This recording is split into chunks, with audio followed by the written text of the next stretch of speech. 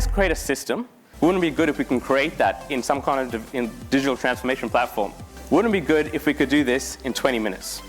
Build an app, build a workflow, build an API to go get the weather, build a document generation system to automatically create a claim form, build an SMS integration to automatically tell Scott's manager he's been in an accident right now. At the same time, I'm going to be building this incident management app. They're going to be making mojitos for everyone in this room. Why mojitos? Well, it just happens to be the corporate colors of ReadiNow, right? 3, 2, 1, let's go, let's build this. Okay, first thing we want to do, create a brand new application. We're going to call this incident management. What do we want to do? We want to create a bit of a register to track all these incidents at the first time, right? So we're going to create new object. Let's call it an incident.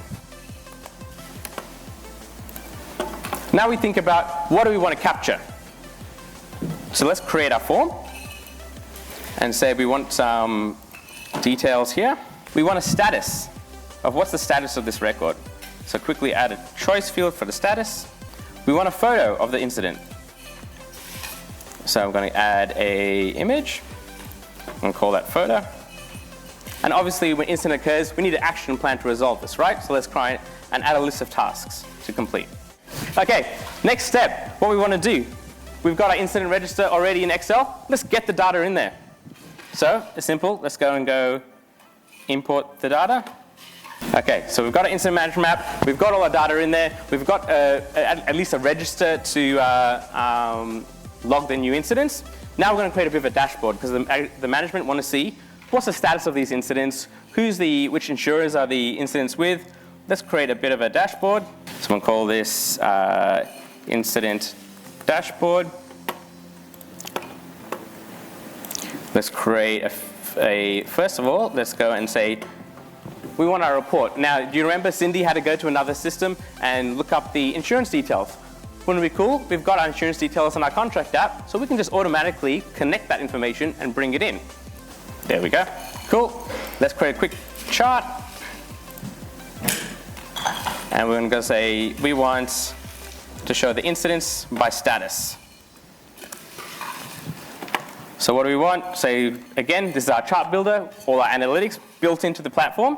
So we're going to say, for each status, how many vehicles, or how many incidents are in each status. Let's use our we chose some nice colors before, so make sure we've got the same colors. And add the numbers. And maybe also another key metric is we want to see what's the value of our claims with each of our insurers, because we want to know how's our risk exposure distributed. So let's go, again, create a quick chart. Let's quickly go and create this dashboard just with a drag and drop, put my chart there, my report down the bottom, put that over here, assign the report to talk to the chart, so that way within a few clicks I've got a cool little metric dashboard going. Cool. So we've got our document in there, we've got our incident register. Let's tie it all together with a bit of a workflow, and then I discussed that API. We want the system to automatically go out, grab the current weather details and populate the system. How do we do that normally? We want to get two systems talking together. So right in front of you, we're going to build an API. Now, I'm no programmer.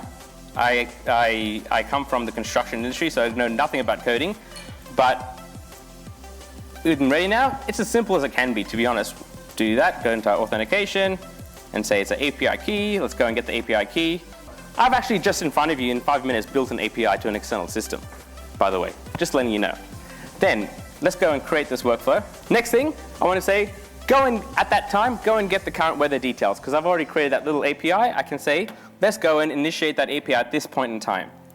So, like Scott was showing you what that workflow with the pool pumps, is that little box here. These are all like little mini micro programs that you can run and build them up like Lego blocks. So, finishing touches. Let's go and say, for our incident form, we want to have a button on this to say, automatically generate the claim form and press the button to submit the incident through this workflow. I also want to say on the dashboard, to say, from this dashboard, create the incident record. So I'm going to say new incident, and object is incident.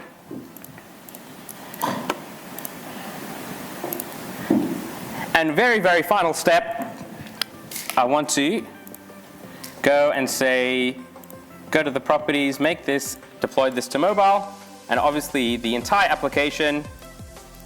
Drum roll, please. Deploy this app to desktop, tablet, and mobile. And save. Done. I expect a round of applause here. Thank you.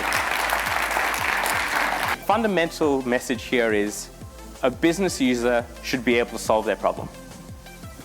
You should be able to have the tools to not worry about going to coders or developers to say, this is my problem, now I need to solve it and implement a solution.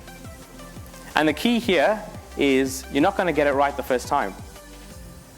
But like Scott said, it's a moving target. We want to empower you to give you the tools to chase that moving target, to change things as you go, because that's what the world is, right?